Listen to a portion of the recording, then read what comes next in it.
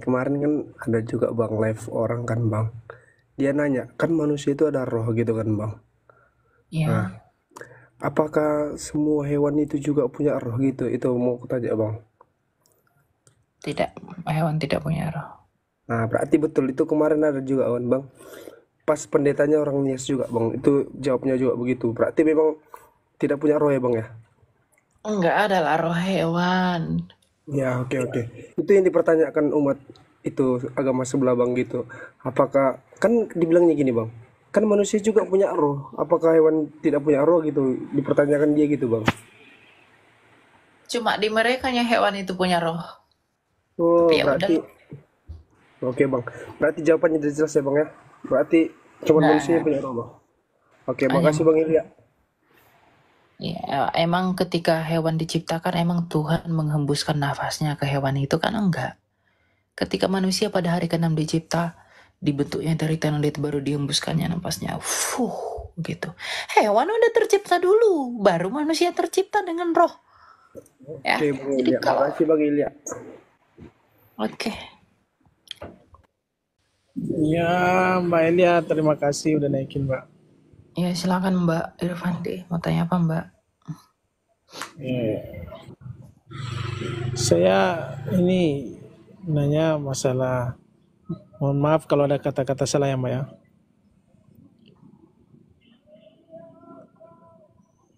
Ini masalah ketuhanan, Mbak. Ketuhanan apa Saya mau ditanya? saya tanya masalah dua nama yang berbeda kan, Mbak? Nama apa? Yesus Tuhan. Yesus. Kemudian kita cerita masa dulu, Mbak. Ini yang saya bingungnya di sini, Pak. Saya kan pertama saya akan sampaikan, Mbak ya, saya ini awam, saya tidak tahu dari dua sisi agama. Saya tidak terlalu paham dengan Islam, tidak terlalu paham dengan Kristen. Tapi agama saya Islam. Nah, yang saya pertanyakan di sini, Mbak, ini Yesus di zaman dia masih hidup, di kita kalau Islam kan begini, Mbak. Islam cara ibadahnya ini yaitu sholat. Ini disampaikan oleh Nabi, utusan oleh Allah. Disampaikan kepada umat Muslim bahwa disampaikan bahwa mereka ini hamba. Bagaimana untuk mengesahkan, mentauhidkan Allah, yaitu dengan cara sholat yang ditunjukkan oleh Nabi. Pertanyaan saya, cara peribadatan orang Kristen yang beri petunjuk ini siapa, Mbak? Kemudian di ini dahulunya yang disembah ini siapa? Yesus atau Tuhan? Di zaman Yesus hidup. Di zaman Yesus. Saya mute ya. Di zaman Yesus hidup, Yesus disembah oleh muridnya. Oh. Ewas menyembah dia.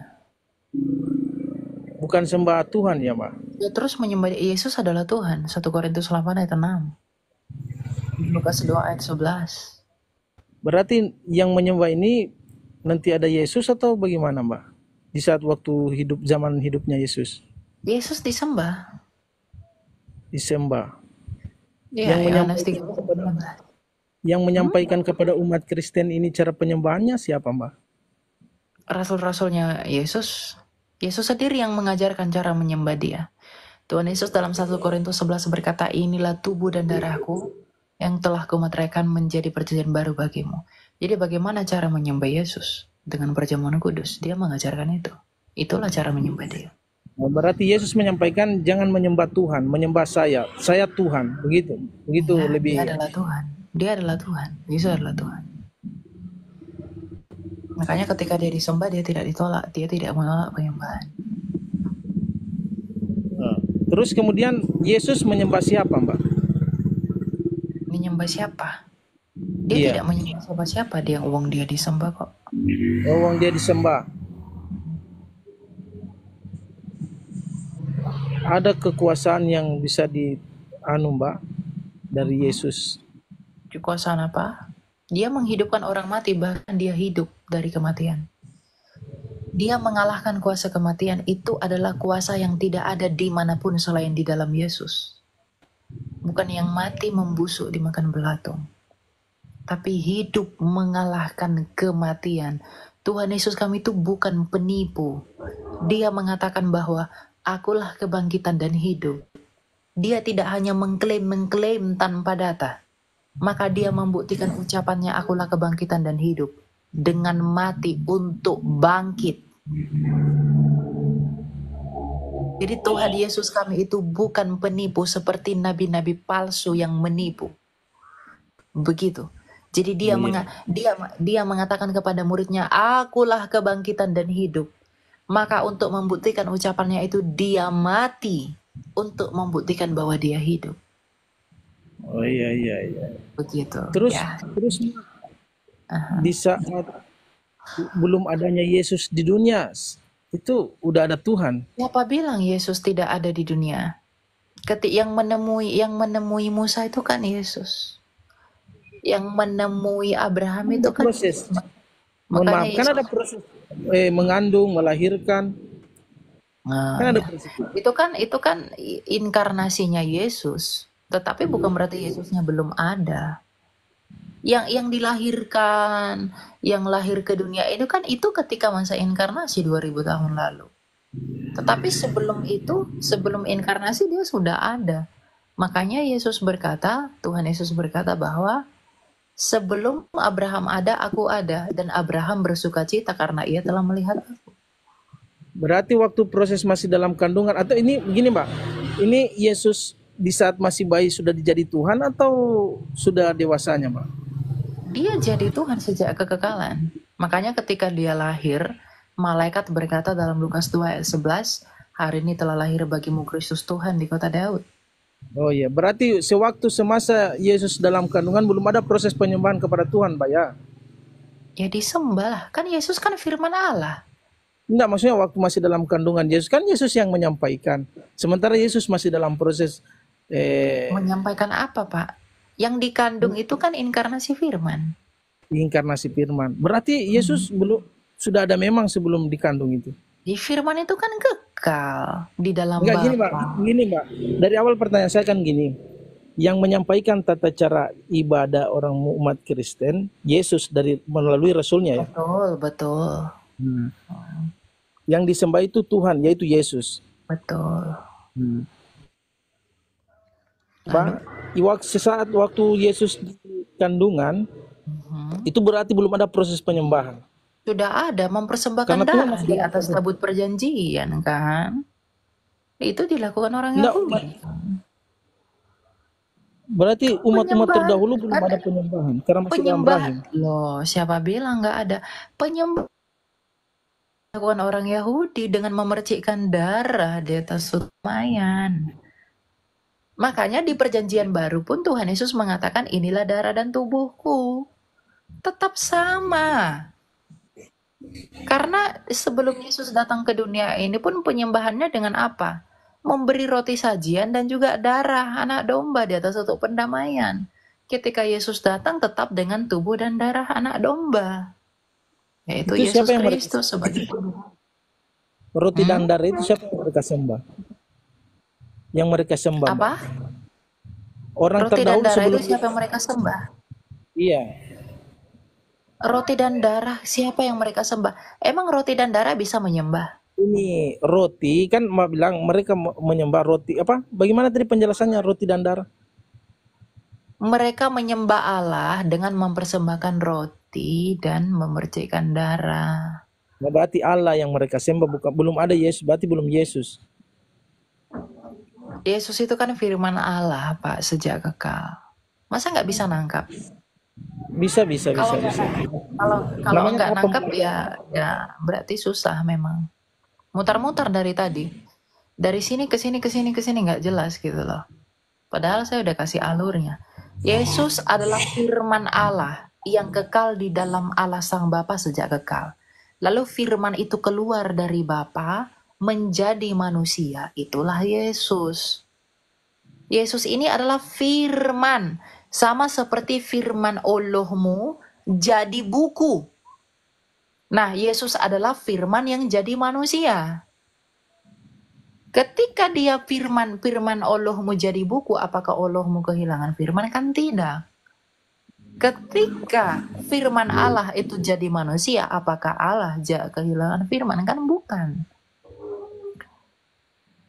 Paham? Jadi ketika Yesus itu pun mati, ketika Yesus itu pun tersalib, dia mati dalam keadaannya sebagai manusia. Filipi 2. Jadi gini, Lalu Mbak. kalau Berarti kalau jangan jadi gini, kamu nangkap dulu karena kamu mau belajar. ya, Kalau nggak siap, mau belajar, saya turunin dari sini. siap, Kalau siap, nggak mau siap. dengar, saya buang. Ya. Kalau Allah itu Sang Bapa adalah Tuhan, berarti firman dan rohnya Bapa pastilah Tuhan. Makanya Yesus adalah Tuhan, bukan berarti ada 3 Tuhan. Jangan iya aja tapi nggak mau denger. Dari tadi saya Ya, sudah jelaskan. sudah. Nah, Begitu. ini kan tadi kita bilang Yesus itu adalah firman. Sebagaimana Allah memfirmankan firman-Nya melalui bukan buku ya, Pak, Al-Qur'an. Gitu ya. Nah, berarti firman ini sebatas firman, jangan disembah, mungkin begitu. Sama dengan kita Islam. Oh, berarti firman. Jadi firman Tuhanmu itu nggak perlu disembah begitu? Tidak, gini, kan diputus lagi, jangan dipotong. Allah mengutus Enggak, firman-Nya jangan katakan oke. Firman itu keluar dari Allahmu. Allahmu itu kan Tuhanmu. Berarti kata-kata Allahmu. Dengar dulu. Firman Allahmu itu kan Tuhanmu. Berarti kata-kata Allahmu itu bukan Tuhan dong. Bukan begitu, gini. Makanya kan tadi bilang Yesus itu adalah firman dari Allah. Dari Allah Sang Bapa. Betul. Ya. Berarti Yesus sebatas firman dia. Ya. Ya dia memang firman Allah, firmannya Ya, Bapa. firman Allah. Sama dengan Al-Qur'an, dia itu adalah kitab. Sama dengan Muhammad itu adalah utusan. Saya tidak tanya nabimu, Pak. Itu jangan bawa nabimu ke sini. Saya cuma ambil contoh, kesimpulan contohnya, Mbak. Jadi dia itu sebatas firman. Al-Qur'an itu firman-firman Allah yang melalui nur cahaya melalui Al-Qur'an. Kalau Yesus ini firman Allah yang jadi manusia, begitu ya, Mbak? Allahmu itu kekal nggak? Nah, tunggu dulu. Firman Yesus ini kan Mbak bilang tadi firman. Berarti firman sebatas firman yang menyampaikan bagaimana kebesaran Allah. Begitu mungkin. Ya memang betul. Dia firman yang datang dari Bapa. Kata-katanya Bapa sendiri lah Yesus itu. Iya. Dari mana keturunannya, Mbak? Yesus kan sudah dikatakan tadi firman. Dari mana, kenapa disimpulkan dia jadi Tuhan? Sama dengan kami, Al-Quran tidak sampai hari ini kami tidak sempatkan bahwa Al-Quran itu adalah Tuhan. Tetap Al-Quran itu adalah kitab, adalah firman Allah. Sebagaimana Yesus antum bilang tadi, Mbak bilang tadi itu bahwa berarti firman Allahmu bukan Allahmu. Kata-katamu kamu atau bukan? Gimana? Kata-katamu kamu atau bukan? Saya. Firman, ya sudah, berarti firman Allah atau bukan? Kamu kan bilang kata-katamu adalah kamu. Lalu firman Allahmu Allah atau bukan? Coba ulang, Mbak. Saya jaringan di sini. Coba ulang kayak mananya jadi coba ulang. Kata-katamu kamu atau bukan? Kalau misalnya kamu menghina saya lapor polisi. Yang ditangkap itu kata-katamu atau kamu? Oh, saya, Mbak. Ya, karena kata-katamu adalah kamu kan? Ya. Sekarang saya tanya, firman Allahmu itu Allah atau bukan? Kata-kata Allahmu itu Allah atau bukan?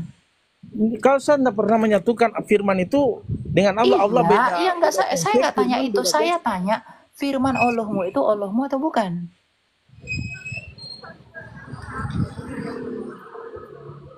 Tunggu, Mbak ya. Tunggu. Gengsi kali kau jawab itu. Turun aja kau. Kalau mau takiyah jangan sama saya, ya. Cari temanmu yang lain. Jawab itu pun kau nggak tahu. Sampai kiamat pun dunia ini kau akan bingung di situ. Jangan kau sangkali akalmu sendiri. Hati nuranimu jangan kau lawan. Sampai kiamat pun kau akan bingung di situ. Percayalah. Gitu. Sampai bumi dibentuknya donat, kau nggak akan selesai dalam persoalan yang satu itu. Karena kamu mengatakan kata-kata Allahmu bukanlah Allahmu.